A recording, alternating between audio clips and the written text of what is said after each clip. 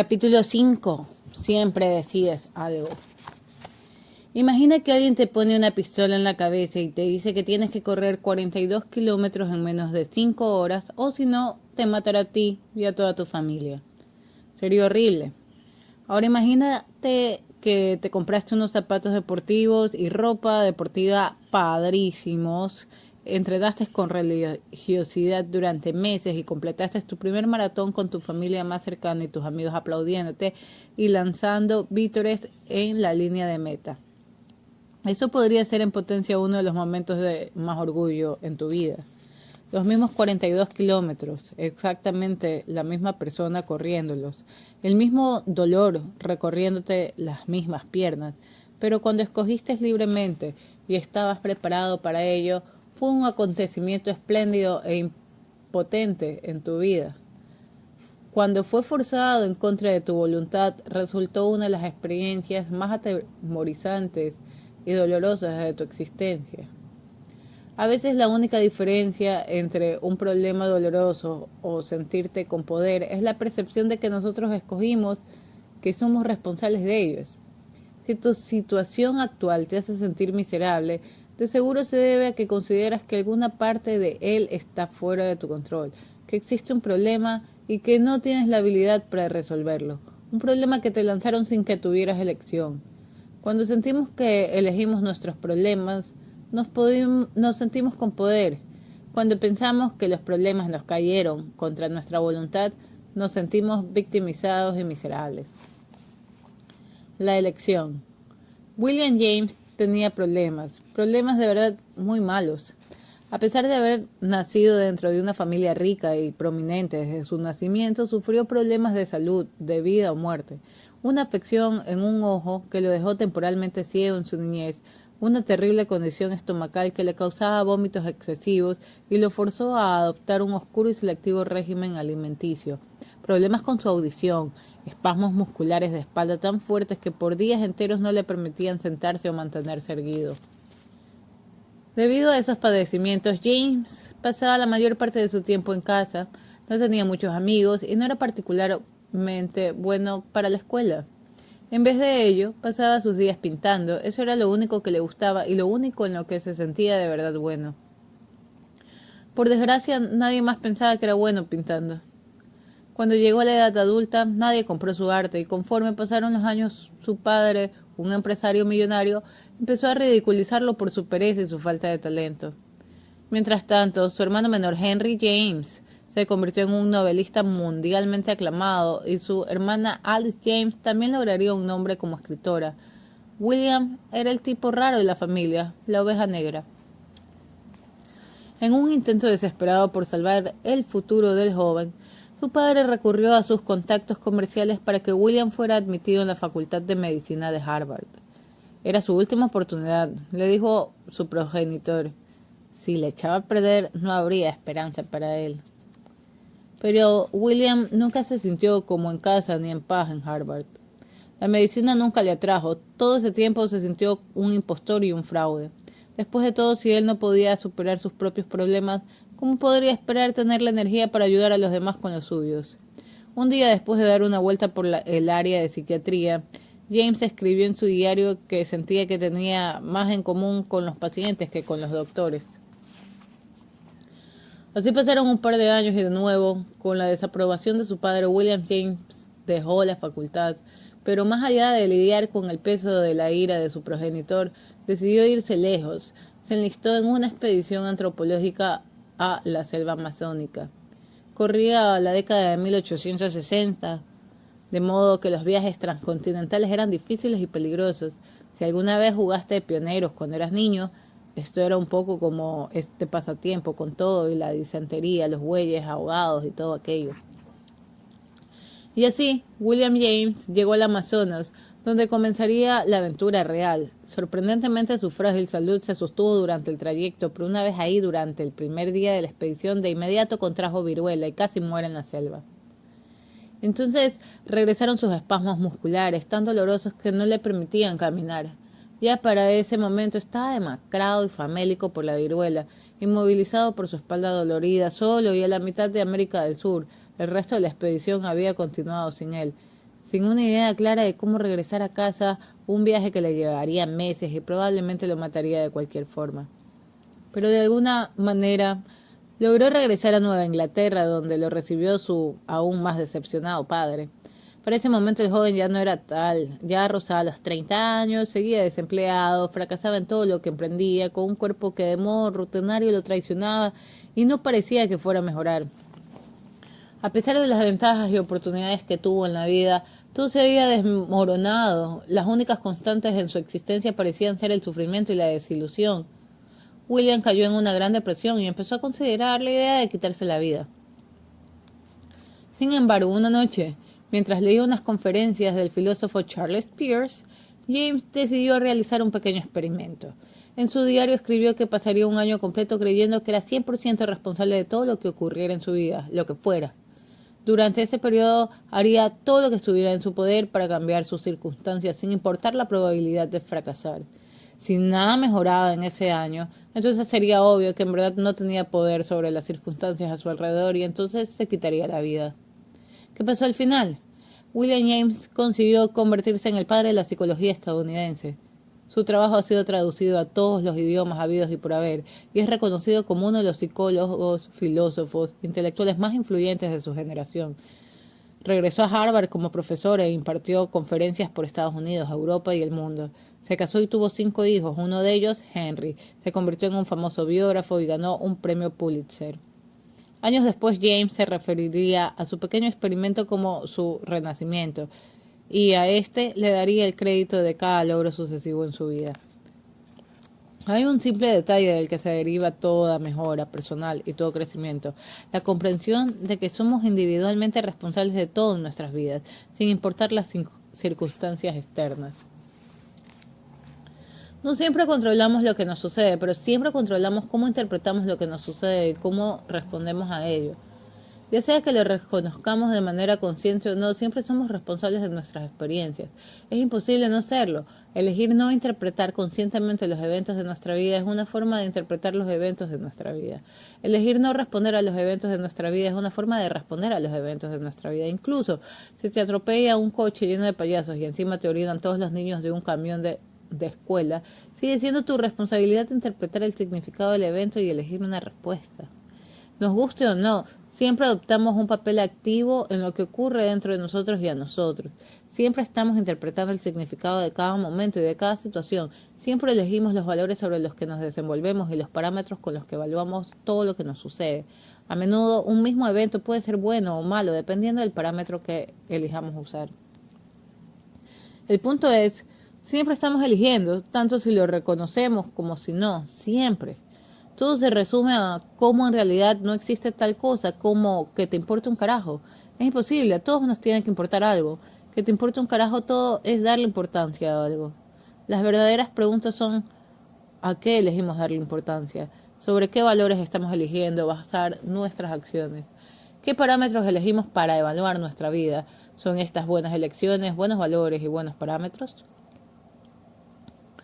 La falacia de la responsabilidad/culpa. Hace años, cuando era más joven y más estúpido, escribí una entrada en mi blog y al final externé algo así. Y como alguna vez un gran filósofo dijo, un gran poder conlleva una gran responsabilidad. Sonaba bien y autoritario. No podía recordar quién lo había dicho y mi búsqueda en Google no regresó nada, pero le dejé la cita ahí y de cualquier forma le quedaba bien a la publicación. 10 minutos después llegó el primer comentario. Creo que el gran filósofo al que te refieres es el tío Ben, de la película El Hombre Araña. Como también otro gran filósofo dijo, ups. Un gran poder conlleva una gran responsabilidad. Las últimas palabras del tío Ben antes de que un ladrón, al que Peter Parker vio escapar con anterioridad, lo asesinara por alguna razón absolutamente inexplicable en una banqueta repleta de gente. Ese gran filósofo. De todas formas, todos conocemos la frase. Se repite mucho, por lo general, irónicamente y después de 7 cervezas. Pero es uno de esos lemas perfectos que de verdad suenan inteligentes y sin embargo te dicen lo que básicamente ya sabes, incluso si nunca lo habías considerado antes. Un gran poder conlleva una gran responsabilidad, es cierto, pero hay una mejor versión de este concepto. De hecho, es más profunda y todo lo que tienes que hacer es invertir los sustantivos. Una gran responsabilidad conlleva un gran poder. Mientras más elijamos aceptar la responsabilidad de nuestras vidas, más poder tendremos sobre ellas. Aceptar la responsabilidad de nuestros problemas es entonces el primer paso para resolverlos. Alguna vez conocí a un hombre que estaba convencido de que la razón por la cual ninguna mujer salía con él consistía en que era muy bajito, era educado, interesante y bien parecido, un buen partido en principio, pero tenía la absoluta certeza de que las damas lo rechazaban por su baja estatura. Y debido a que él se sentía demasiado chaparro, casi nunca salía ni trataba de relacionarse con personas del sexo femenino. Las pocas veces que lo hizo regresaba de inmediato a su casa si la mujer con quien platicaba le hacía entrever que para ella él no era suficientemente atractivo. Entonces se convencía de que no le había agradado, incluso aunque si le hubiera agradado. ¿Cómo te puedes imaginar? Su vida amorosa apestaba. No se daba cuenta de que él mismo había elegido el valor que lo lastimaba, la estatura. Asumió que las mujeres solo se sentían atraídas por la altura. Estaba jodido, sin importar lo que hiciera. Esta elección de valor le quitaba poder, le dio a este hombre un problema de verdad patético, no ser lo suficientemente alto, según su perspectiva, en un mundo destinado a la gente alta. Había muchos más valores que pudo haber adoptado en su vida amorosa. El pensar que solo quiero salir con mujeres que me quieran por lo que soy, habría constituido un buen lugar para comenzar, un parámetro que apreciara los valores de la honestidad y la aceptación. Pero él no optó por esos valores. Tal vez ni siquiera se mostraba consciente de que estaba escogiendo ese valor, o de que podía hacerlo. Aunque no se percatara, era responsable de sus propios problemas. A pesar de esa responsabilidad, seguía quejándose. Es que no tengo opción, le decía al barman. No hay nada que pueda hacer. Las mujeres son superficiales y vanas, y nunca les gustaré. Sí, es culpa de todas, y cada una de las mujeres, el que no le agrade un tipo que se autocompadece de sí mismo, un tipo superficial con valores desechables, obviamente. Mucha gente duda al hacerse responsable de sus problemas, porque cree que ser responsable de sus problemas significa también tener la culpa de los mismos. La responsabilidad y la culpa a menudo aparecen juntas en nuestra cultura, pero no son lo mismo. Si te pego con mi auto, es mi culpa y quizás soy legalmente responsable de resarcir el daño de alguna forma. Incluso si pegarte con mi coche fue un accidente, sigo siendo responsable. Esta es la forma en que la culpa actúa en nuestra sociedad. Si te equivocas, debes hacer algo para remediarlo, y así debería ser. Pero también hay problemas que no son nuestra culpa, y aún así somos responsables de ellos. Por ejemplo, si te despertaras un día y hallaras a un bebé recién nacido afuera de tu casa, no sería tu culpa que alguien lo abandonara ahí, pero el niño ahora sería tu responsabilidad. Tendrías que elegir qué hacer y lo que fuera que decidieras, quedártelo, deshacerte de él, ignorarlo, darlo a comer a un pitbull. Tendría problemas asociados a esa elección y también serías responsable de ellos. Los jueces no tienen elección sobre los casos que reciben. Cuando un caso llega a la corte, el juzgador asignado a él no cometió el crimen, no fue testigo del crimen y no fue afectado por el crimen, pero él o ella también son responsables de ese crimen. El juez debe entonces elegir las consecuencias. Él o ella debe identificar el parámetro con que el que será juzgado el crimen y asegurarse de que dicho parámetro se ejecute. Somos responsables de las experiencias que a veces no son nuestra culpa. Esto es parte de la vida. Aquí hay una manera de considerar las diferencias entre los dos conceptos. Culpa es tiempo pretérito. Responsabilidad es tiempo presente. La culpa resulta de las elecciones que se han hecho. La responsabilidad deriva de las elecciones que estamos haciendo en este momento, en cada segundo del día. Tú estás eligiendo leer esto. Eliges pensar en los conceptos. Estás eligiendo aceptarlos o desecharlos. Puede ser mi culpa que crees que mis ideas son sosas, pero tú eres el responsable de llegar a tus propias conclusiones. No es tu culpa que yo eligiera escribir esta oración, pero aún así eres responsable de elegir leerla o no leerla.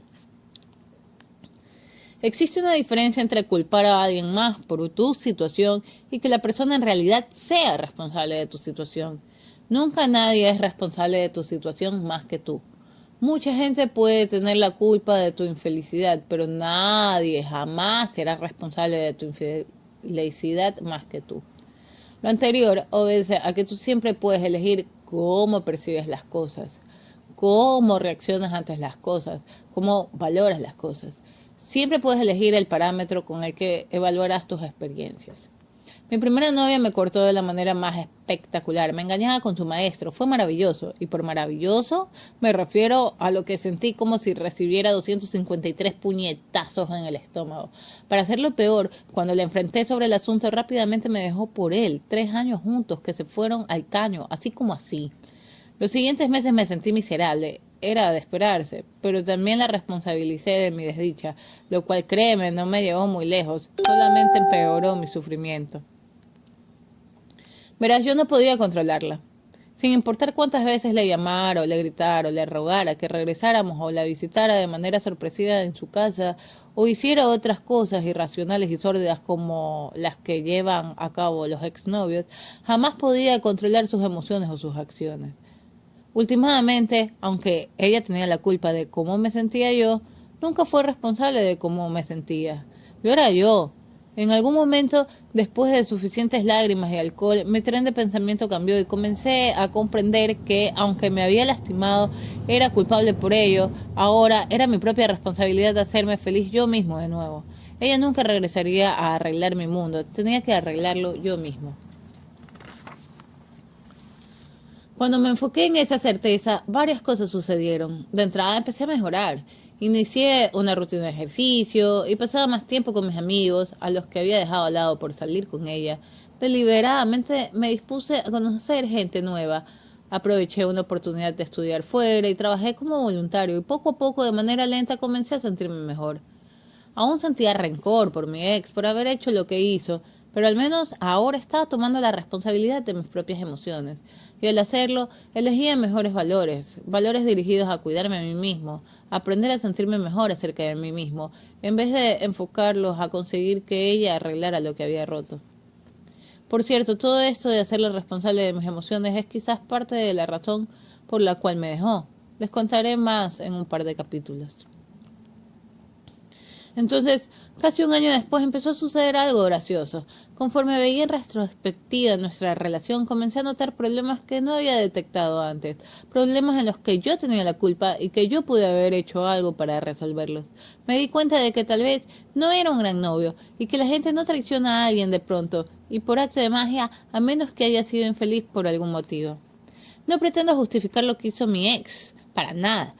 Pero reconocer mis errores me permitió comprender que quizás yo no había sido la víctima inocente que creía ser, que yo había desempeñado un papel al permitir que esa relación tan mala continuara por tanto tiempo, hasta que terminó. Después de todo, las personas que entablan una relación tienden a adoptar valores similares, y si yo estuviera con alguien que mantuvo valores tan mediocres durante mucho tiempo, ¿qué decía eso de mí y de mis propios valores? Tuve que aprender a la mala que si la gente en tus relaciones es egoísta y sus acciones te lastiman, es probable que tú también lo hagas, solo que no te has dado cuenta. En retrospectiva, fui capaz de ver hacia atrás y encontrar señales de alerta en la personalidad de mi exnovia, señales que yo había escogido ignorar o desestimar cuando estaba con ella. Esa era mi culpa. Pude darme cuenta de que tampoco había sido el novio del año. De hecho, a menudo me comporté frío y arrogante con ella. Otras veces la di por segura, la ignoré y la lastimé. Estas cosas también eran mi culpa. ¿Mis errores justificaron su error? No, pero aún así asumí la responsabilidad de no volver a cometerlos nunca más y jamás dejar pasar de nuevo esas mismas señales para garantizar que no sufría una vez más las mismas consecuencias. Asumí la responsabilidad de esforzarme para que mis futuras relaciones con las mujeres resultaran mucho mejores y me alegra reiterar que lo he logrado. Ya no me traicionaron más novias, ni recibí 253 puñetazos en el estómago. Asumí la responsabilidad de mis problemas y con base de ellos mejoré. Asumí mi responsabilidad por mi papel en esa relación enfermiza y pude mejorar mis relaciones subsecuentes. ¿Y sabes qué? El que me dejara mi ex, a pesar de ser una de las experiencias más dolorosas que he tenido, fue una de las vivencias más trascendentes y decisivas de mi vida. Le reconozco haberme inspirado bastante crecimiento personal. Aprendí más de ese único problema que de una docena de mis éxitos combinados. A todos nos encanta asumir la responsabilidad del éxito y la felicidad, Caray, a veces incluso discutimos por quién se queda con la responsabilidad del éxito y la felicidad, pero asumir la responsabilidad de nuestros problemas es mucho más importante. Ahí es donde inicia la verdadera mejora de vida. Simplemente culpar a los demás es hacerte daño a ti mismo. Responder a la tragedia. Pero ¿qué hay sobre los eventos realmente trágicos? Mucha gente puede estar de acuerdo con eso de asumir la responsabilidad de los problemas del trabajo o de ver demasiada televisión cuando en realidad debería estar jugando con sus hijos o siendo productiva. Pero cuando se trata de tragedias horribles, jalan el cordón de emergencia en el tren de la responsabilidad y se bajan tan pronto como se detiene el ferrocarril. Algunas cosas les son demasiado dolorosas como para enfrentarlas. Piénsalo así, la intensidad del evento no cambia la verdad subyacente. Si te asaltan, digamos, obviamente no tienes la culpa de que te roben. Nadie jamás escogería pasar por algo así, pero así como con el bebé afuera de tu casa, eres lanzado de inmediato a la responsabilidad en una situación de vida o muerte. Te defiendes, entras en pánico, lo reportas a la policía, tratas de olvidarlo y finges que nunca sucedió. Estas son todas las opciones y reacciones de las que eres responsable de asumir o desechar. Tú no escogiste el asalto, pero aún es tu responsabilidad manejar las consecuencias emocionales, psicológicas y legales de la experiencia. En el 2008, los talibanes tomaron el control de Swat Valley, una parte remota en el noroeste de Pakistán, donde rápidamente implementaron su agenda extremista islámica. Cero televisión, cero películas, cero mujeres fuera de su casa sin un acompañante varón, cero niñas en las escuelas. Para 2009, una niña pakistaní de 11 años llamada Malala Yousafzai empezó a manifestar su desacuerdo con la prohibición de la educación escolar para el sexo femenino. Ella continuó asistiendo a su escuela local, poniendo en peligro su vida y la de su papá. También asistía a conferencias en ciudades cercanas. Malala escribió en línea: ¿Cómo se atreven los talibanes a quitarme mi derecho a la educación? Un día en el 2012, a la edad de 14 años, recibió un tiro en la cara mientras viajaba en el autobús que la trasladaba a su casa después de asistir a la escuela. Un soldado talibán enmascarado y armado con un rifle se trepó al vehículo y preguntó: ¿Quién es Malala? Dígame o les dispararé a todos aquí.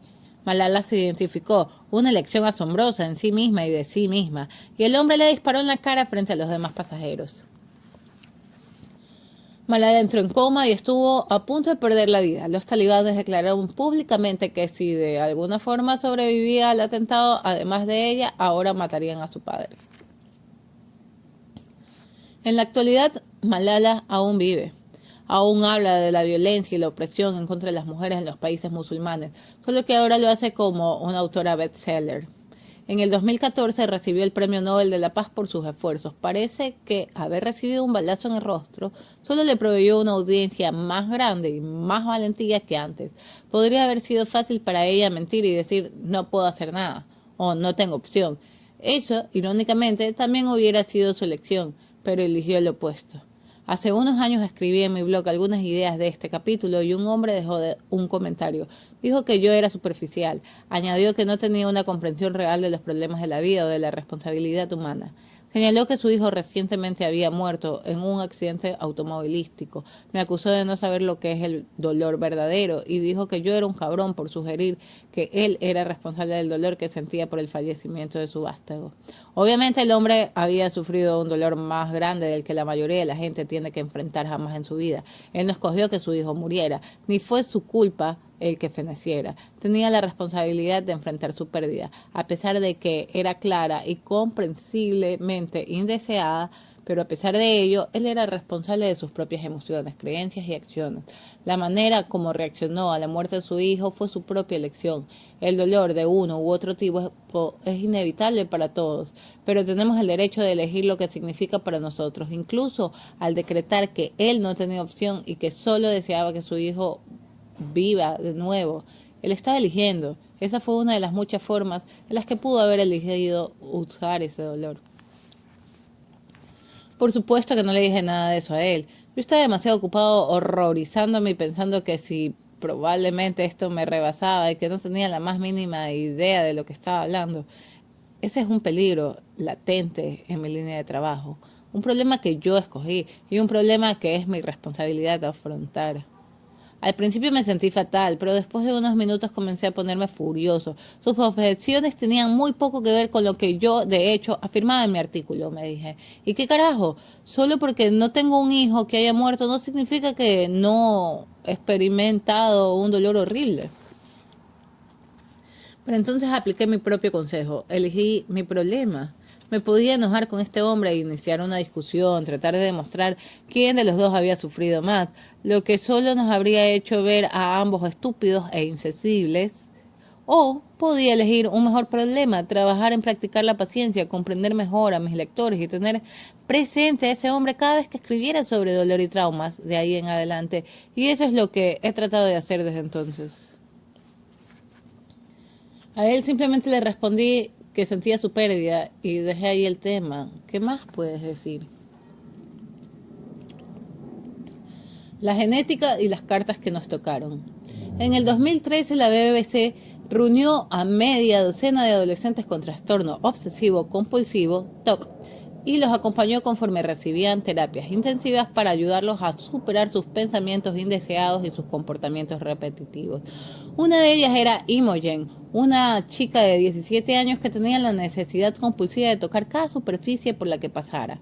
Si fallaba en el intento, le inundaban pensamientos terribles de su familia muriendo. También estaba Josh, quien necesitaba hacer todo con ambos lados de su cuerpo, saludar a alguien con la mano izquierda y con la derecha, comer con ambas manos, atravesar una puerta con los dos pies, etc. Si él no sintonizaba sus dos lados, sufría severos ataques de pánico. Y por último estaba Jack, un germofóbico, que se rehusaba a salir de casa sin usar guantes. Jeje. Hervía el agua que consumía antes de beberla y se negaba a probar comida que no hubiera sido preparada y desinfectada por él mismo. El TOC es un terrible desorden neurológico y genético que no se puede curar.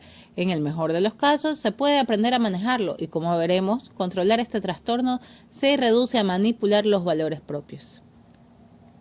Lo primero que los psiquiatras de este proyecto les dicen a los chicos es que deben aceptar las imperfecciones de sus deseos compulsivos. Lo que eso significa, como por ejemplo, es que cuando a Imogen le inundan los terribles pensamientos de su familia que muere, ella debe aceptar que sus seres queridos pueden morir y que no hay nada que ella pueda hacer, puesto de manera sencilla le están diciendo que lo que sucede no es su culpa. Entre tanto, Josh es forzado a aceptar que a largo plazo sintonizar sus comportamientos para conciliarlos en realidad le está infligiendo más daño a su vida que lo que sus ocasionales ataques de pánico le causarían. Y a Jack le recuerdan que no importa lo que haga, los gérmenes siempre están presentes y siempre lo infectarán. El objetivo es conseguir que los jóvenes reconozcan que sus valores no son racionales, que de hecho sus valores ni siquiera son suyos, sino de su trastorno, y que al consentir estos valores irracionales están de hecho dañando su habilidad para funcionar en la vida. El siguiente paso es alentarlos a elegir un valor que sea más importante que el que posee su TOC y enfocarse en él. Para Josh es la posibilidad de no tener que esconder su trastorno a sus amigos y familiares todo el tiempo, la posibilidad de desarrollar una vida social normal y funcional. Para Imogen es la idea de tomar control sobre sus propios pensamientos y sentimientos y ser feliz de nuevo. Y para Jack es la habilidad de salir de su casa por periodos prolongados sin sufrir episodios traumáticos. Con estos nuevos valores al frente y al centro de sus mentes, los adolescentes se abocaron en realizar ejercicios de desensibilización intensiva que los forzaran a vivir sus nuevos valores. Los ataques de pánico se presentaron. Las lágrimas rodaron por sus mejillas y Jack golpeó varios objetos inanimados y después se lavó las manos de inmediato. Pero al final del documental se había logrado un gran progreso y Imogen ya no necesitaba tocar cada superficie que se encontrara en su camino, comenta. Aún hay monstruos en mi cabeza y probablemente siempre los habrá, pero ahora están más silenciosos. Josh es capaz de alcanzar lapsos de 25 o 30 minutos sin tener que sintonizar las conductas entre ambos lados de su cuerpo. Y Jack, quien tuvo quizás la mayor mejoría, ahora es capaz de asistir a un restaurante y beber directo de botellas de agua o vasos sin tener que lavarlos antes. Jack resume lo que ha aprendido. Yo no elegí esta vida, yo no elegí esta horrible enfermedad, pero puedo elegir cómo vivir con ella, debo escoger cómo vivir con ella.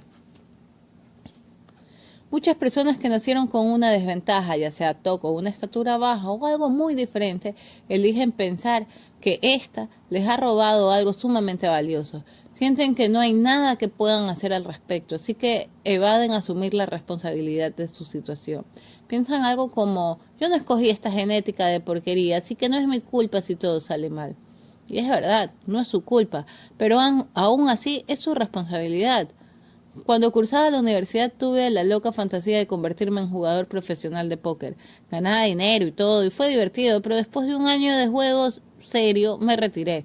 El estilo de vida de desvelarme toda la noche, mirando fijamente el monitor de la computadora, ganando cientos de dólares un día y perdiendo la mayor parte al día siguiente, no era para mí, y no era exactamente el medio de subsistencia más sano o más estable en términos emocionales.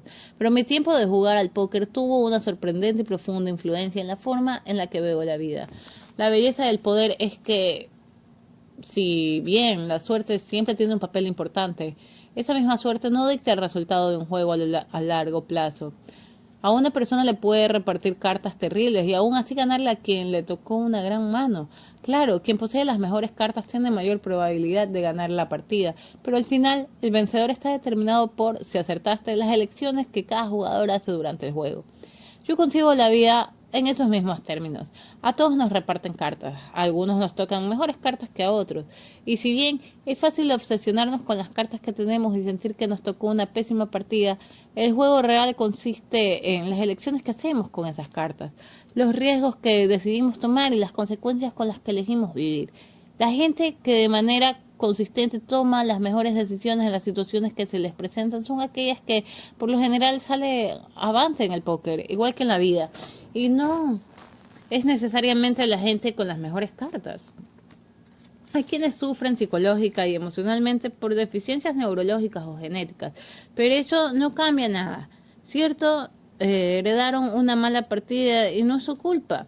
No se le puede culpar de ser chaparro al tipo bajito porque era una cita. A la persona que le roban no se le puede culpar por haber sido asaltada, pero aún así es su responsabilidad. Ya sea que escojan buscar tratamiento psiquiátrico, ir a terapia o no hacer nada, la elección es suya. Hay quienes sufren por una mala infancia, hay quienes son abusados y violados y lastimados física, emocional y financieramente. A ellos no se les puede culpar por sus problemas y sus obstáculos, pero aún son responsables, siempre son responsables, de seguir adelante a pesar de sus problemas y de elegir las mejores opciones que puedan, dadas las circunstancias. Y seamos honestos, si sumaras a todas las personas que padecen algún desorden psiquiátrico, que luchan contra la depresión o contra pensamientos suicidas, que han sido sujetos de negligencia o abuso, que han pasado por la tragedia o la muerte de un ser querido o que han sobrevivido a serios problemas de salud, accidentes o traumas, si sumas a todas esas personas y las pusieras en una habitación, bueno, quizás tendrías que llamarnos a todos nosotros, porque nadie pasa por la vida sin coleccionar algunas cicatrices en el camino. Es cierto, algunas personas enfrentan muchos peores problemas que otros y algunos son legítimamente victimizados de manera terrible. Pero tanto como esto nos trastorne o nos moleste, no cambia nada la ecuación de la responsabilidad de nuestra situación individual. Victimismo chic. La falacia de la responsabilidad/culpa le permite a la gente endulzarle a los demás la responsabilidad de resolver sus problemas. Esta habilidad de deshacerse de la responsabilidad a través de la culpa le otorga a las personas un bienestar efímero y la sensación de creerse con derecho a todo. Desafortunadamente, un efecto colateral del Internet y de las redes sociales es que se ha vuelto más fácil que nunca lanzarle la responsabilidad, incluso por la más mínima de las infracciones, a algún otro grupo o persona. De hecho, este juego de culpa/vergüenza se ha vuelto tan popular que en ciertas esferas se ve como algo cool. Compartir públicamente las injusticias atrae más atención y más efusividad emocional que cualquier otro evento en las redes sociales. Legítima al tipo de persona que perpetuamente se siente victimizada con cantidades enormes de atención y simpatía. El victimismo chic está de moda por todos lados hoy, entre los ricos y los pobres. De hecho, puede que esta sea la primera vez en la historia de la humanidad en la que cada grupo demográfico se ha sentido injustamente victimizado de manera simultánea. Todos van montados en la indignación moral que eso trae consigo.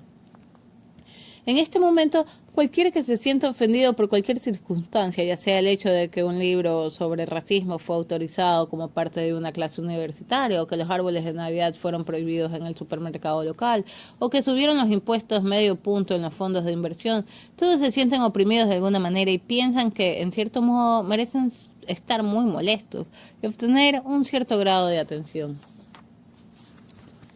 El ambiente mediático actual, por un lado, alienta y por el otro perpetúa estas reacciones, porque después de todo es bueno para el negocio. El escritor y el comentador de medios Ryan Holiday se refiere a esto como pornografía del atropello. Más que reportar historias y temas reales, los medios consideran más fácil y más rentable encontrar algo medianamente ofensivo, difundirlo en una amplia audiencia, generar molestia y entonces transmitir esa molestia a la población de una forma en la que cause molestia en otra sección de la población. Eso desata un tipo de eco de tonterías que viene y va entre dos posturas imaginarias, mientras distrae a todos de los verdaderos problemas sociales. No sorprende entonces que estemos más políticamente polarizados que nunca. El mayor problema con el victimismo chic es que acapara y resta atención a las verdaderas víctimas. Es como Pedro y el Lobo. Mientras más personas se proclaman como víctimas a la menor provocación, más difícil es ver quiénes son las verdaderas víctimas. La gente se vuelve adicta a sentirse ofendida todo el tiempo porque les provee un momento efímero de bienestar. Creerse con derecho a todo y con una superior moral se siente bien. Como les puso el caricaturista político Tim Crader en su columna de opinión de New York Times, el sentirse atropellado es como esas otras cosas que te hacen sentir bien, pero con el tiempo te devoran de adentro hacia afuera. Y es incluso más insidioso que muchos vicios, porque ni siquiera somos conscientes de que es un placer. Parte de vivir en una democracia y en una sociedad libre es que todos tenemos que lidiar con puntos de vista y con gente que no necesariamente nos gusta. Ese es simplemente el precio que pagamos. Incluso podrías decir que es la razón de existir del sistema. Y parece que más y más gente está olvidando eso. Debemos escoger nuestras batallas con cautela mientras intentamos simultáneamente coincidir un poco con nuestros supuestos enemigos. Deberíamos acercarnos a las noticias y a los medios con una sana dosis de escepticismo, evitar generalizar y etiquetar a aquellos con los que no estamos de acuerdo. Debemos priorizar los valores de ser honesto, de fomentar la transparencia y de abrazar la duda sobre los valores de siempre estar en lo correcto, sentirnos bien y obtener venganza. Estos valores democráticos son más difíciles de mantener dentro del ruido constante de un mundo globalizado y a pesar de todo debemos asumir esta responsabilidad y nutrir dichos valores. La estabilidad futura de nuestros sistemas políticos podría depender de ello. No hay un cómo. Mucha gente escuchará todo esto y entonces dirá, ok, pero ¿cómo? Entiendo que mis valores están equivocados y que evado la responsabilidad de mis problemas, que me siento con derecho a todo y que creo que el mundo debería girar en torno a mí y a cada inconveniente que experimento, pero ¿cómo cambio? Y a lo anterior responderé con mi mejor personificación de Yoda. Hazlo o no lo hagas, no hay un cómo. Tú ya estás eligiendo cada momento de cada día a qué le das importancia. Así que el cambio es tan sencillo como elegir darle importancia a algo diferente. En realidad es así de simple, solo que no es fácil. No es fácil porque te sentirás como un perdedor, como un fraude y como un tonto al principio. Te molestarás con tu mujer, con tus amigos o con tu padre en el proceso. Todos estos son efectos secundarios de cambiar tus valores, de cambiar a qué le estás dando importancia, pero son inevitables. Es simple, pero es muy, muy difícil. Veamos algunos efectos secundarios. Te sentirás inseguro, te lo puedo garantizar. Debería darme por vencido, es esta la mejor decisión. Desechar un valor en el que has confiado por años te desorientará, como si ya no supieras más lo que está bien y lo que está mal. Es difícil, pero es normal. Siguiente, te sentirás fracasado. Has dedicado la mitad de tu vida a medirte y evaluarte en relación con ese valor. Así que cuando cambies tus prioridades y tus parámetros y dejes de comportarte de la manera en la que lo hacías antes, fracasarás en alcanzar ese antiguo y confiable parámetro, lo que te llevará a sentirte inmediatamente como un fraude, un don nadie. Eso también es normal e incómodo. y ciertamente encontrarás rechazo. Muchas relaciones en tu vida se construyeron alrededor de los valores que has mantenido, así que en el momento en que los cambies, cuando decidas que estudiar es más importante que irte de fiesta, o que casarte y formar una familia es más importante que el sexo desenfrenado, o que hacer lo que te gusta es más importante que el dinero, el cambio de tendencia se reflejará en todas tus relaciones y muchas explotarán en tu cara. Eso también es normal e incómodo. Aunque dolorosos, estos efectos secundarios son necesarios, pues te permiten elegir lo que realmente vale la pena, elegir cosas mucho más importantes y más valiosas donde poner tu energía. Conforme reorganices tus valores, te encontrarás con el rechazo tanto interno como externo. Más que nada, te sentirás inseguro, te preguntarás si lo que haces está mal, pero como veremos más adelante, eso es una buena señal.